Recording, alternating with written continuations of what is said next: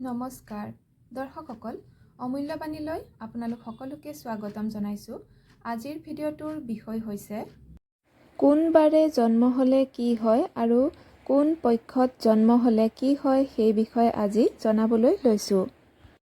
প্ৰথমে শুক্লপক্ষত জন্ম হ'লে শৰীৰ সুন্দৰ, প্ৰফুল্ল, বাকপটু, সুশীল, বিনীত, নীতিবান আৰু চঞ্চল চিত্তৰ হয়।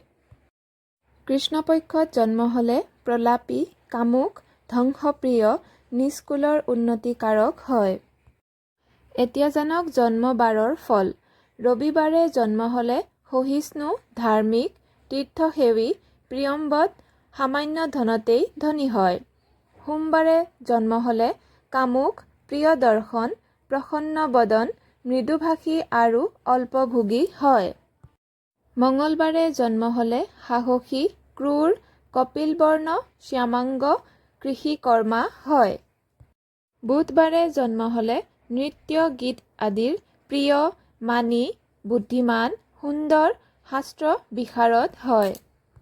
বৃহস্পতিবাৰে জন্ম হ'লে শান্ত, মধুৰ বাক্য, শাস্ত্ৰজ্ঞ, দৃঢ় বুদ্ধি, বহুপালক আৰু কৃপাবান হয়।